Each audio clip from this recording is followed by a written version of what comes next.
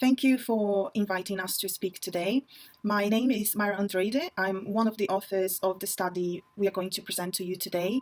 In this study, we aim to investigate the consumer protection as well as the safer gambling practices of 40 frequently visited crypto gambling online operators.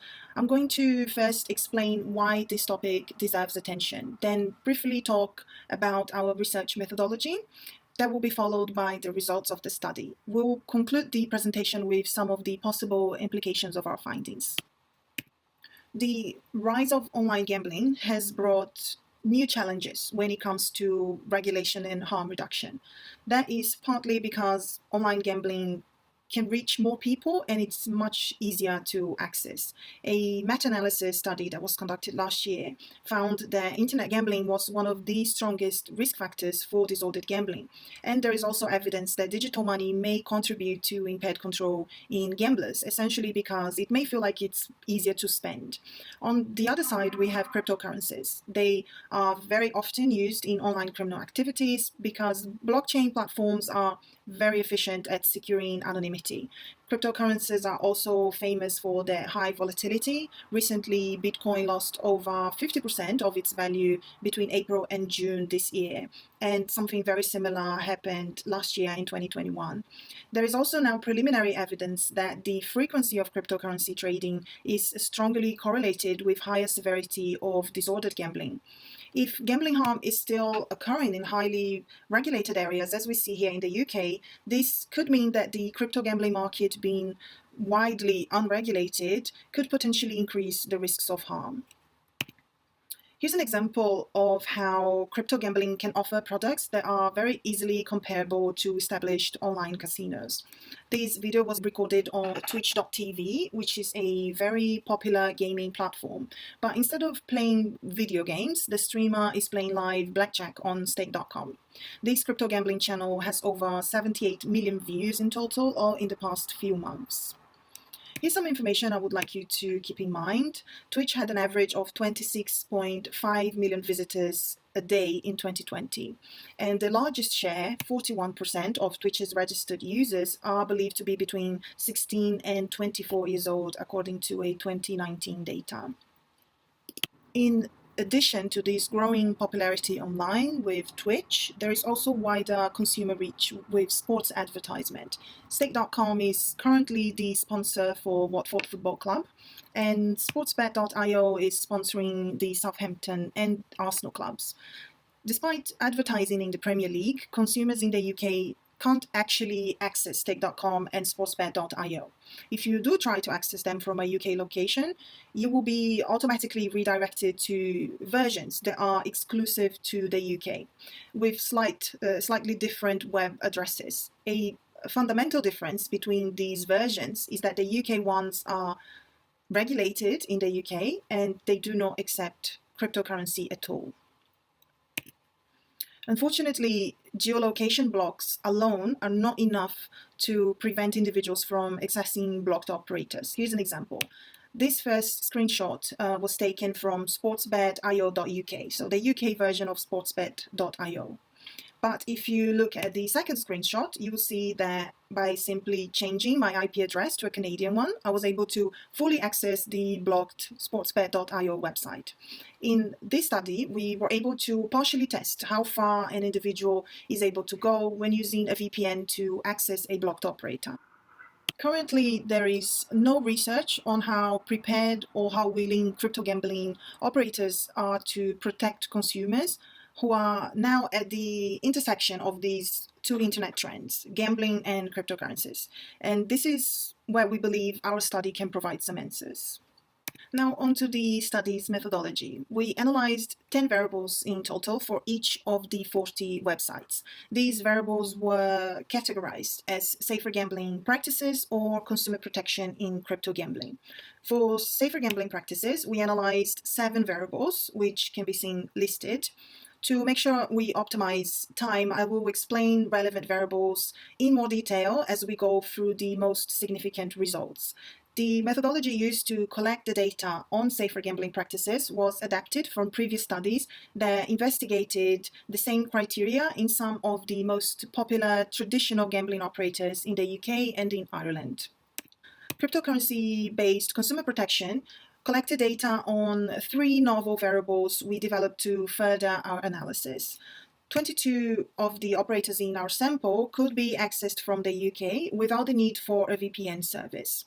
And 18 required us to change our IP address to access the website from the UK. Now moving on to the results. In the first variable, we looked at the personal information that was required by each of the operators for registration, as well as age restriction messages in the sign-up page. During the registration process, none of the operators requested any kind of personal ID or proof of address. We completed all registrations using fictitious personal information without any problem. 2 of the operators did not require any personal information whatsoever. No name, email, phone number, or address. Only the creation of a username, that was enough. A further 12 operators only requested an email and nothing else. When it came to age restriction during sign-up, 7 of the 40 operators did not request a date of birth, nor displayed any kind of age restriction messages in the sign-up page. 23 websites asked for a full date of birth. We were able to successfully register with the date of birth of someone that would have been 17 years old at the time in 2 of these 23 websites. In the second analyzed variable, we looked for the presence of a dedicated safer gambling page, as well as several other criteria related to safer gambling practices. The gray bars show the criteria where results were fairly positive. For example, 32 of the 40 operators had a warning that gambling can be harmful. Between 67.5 and 77.5% of the operators had a dedicated safer gambling page, a statement of commitment to safer gambling, referenced help organizations or self-help groups, and provided information about available safer gambling tools.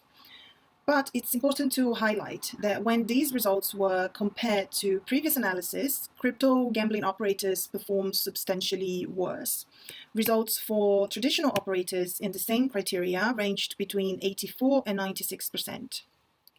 Next, the weakest results can be seen in orange. Only 15 of the operators provided a self-assessment test, 12 provided links to age filtering software, and only 3 provided links to gambling filtering software. And here's the comparison again with previous studies of traditional operators, and you can see once more the sizable differences, some of them getting to up to 50%.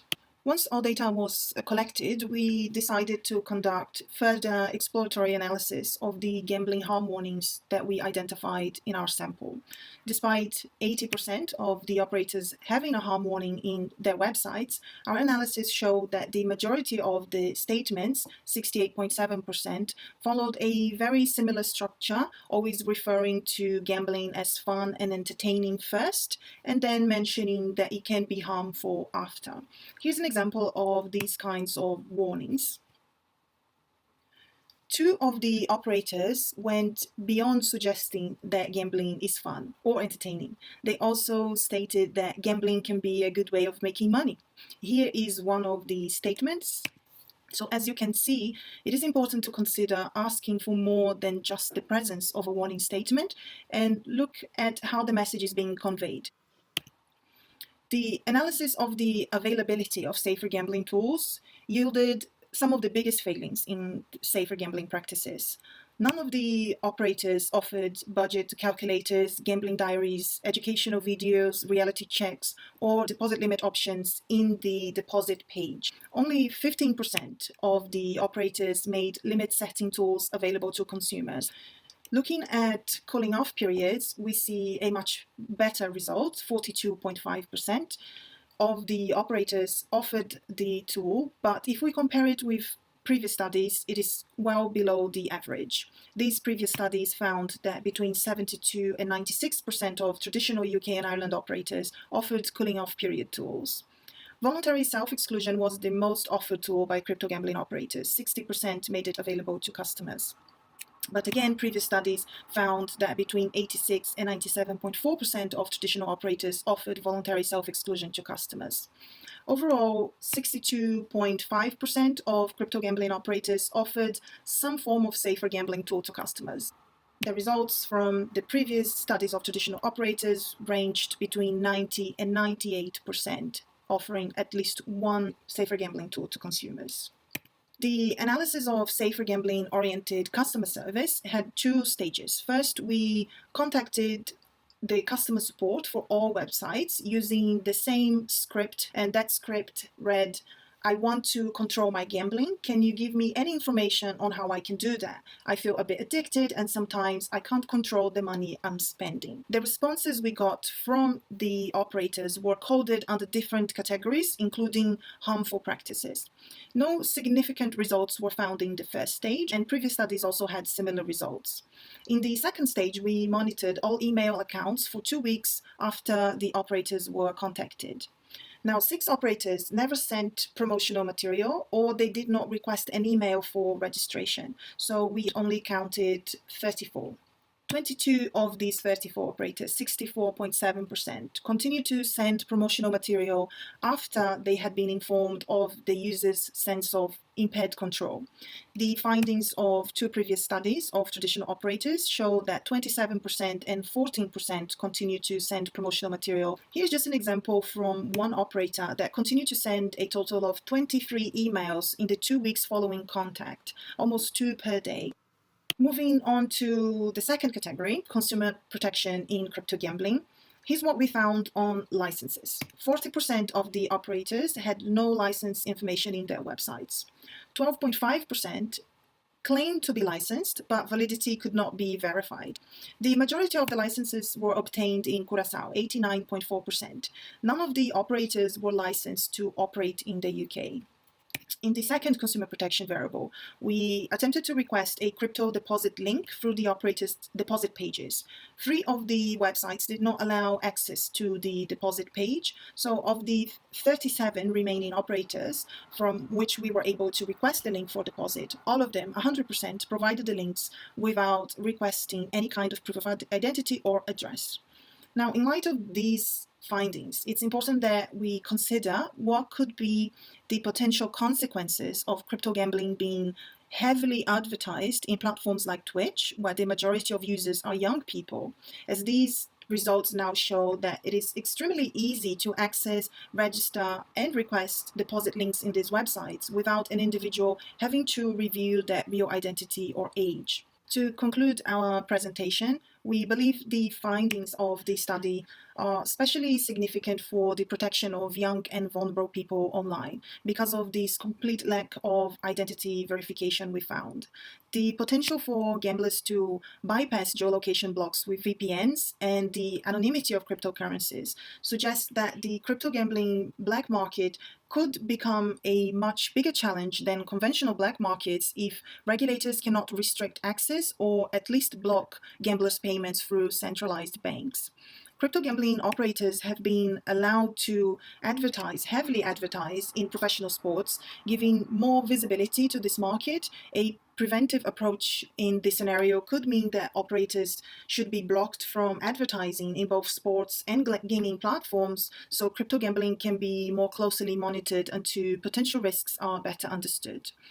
Finally, this is only one study and there are limitations, but the findings are significant, so more research will be needed to inform future decisions in both policy and regulation. Thanks very much to Myra for that presentation on cryptocurrency gambling. Given that today's topic is on new technologies in gambling, I will take the next few minutes to provide a brief summary of the research on loot boxes in video games. Loot boxes are these gambling-like products that can now be found in a lot of video games. As can be seen in the screenshot on the right-hand side, the player has the option to purchase loot boxes using real-world money. However, what is gambling-like about loot boxes is that what the player receives by opening the loot box is randomized every time. Most of the time, the player will obtain things that they do not want, but very rarely the player will receive something that they do want. Players are known to purchase multiple loot boxes in an attempt to receive the rare and valuable items that they were searching for. Previous research in the UK has established that 77% of the 100 highest grossing iPhone games contain loot boxes that could be purchased using real-world money. And so we know that loot boxes are very prevalently implemented in the video games that we play. Now, what's the problem with loot boxes then? Well, I said that they were gambling-like because the player spent real-world money to engage in this process, and the rewards that they obtain was randomized. All of these are very similar to gambling. And we know that people with higher problem gambling issues tend to spend more money on loot boxes. And so we are concerned that video game companies might be disproportionately profiting from players who has pre-existing problem gambling issues. Further, 79.2% of the games containing loot boxes that can be purchased with real money were deemed to be suitable for children aged 12 plus. And so we are also concerned that children have access to these mechanics. Now, these mechanics have been very controversial within video game player communities, and regulators and policymakers around the world have looked into this issue. Here in the UK, two separate committees of the House of Lords and the House of Commons have examined loot boxes. Both of these committees recommended that loot boxes should be regulated as a new and novel form of gambling.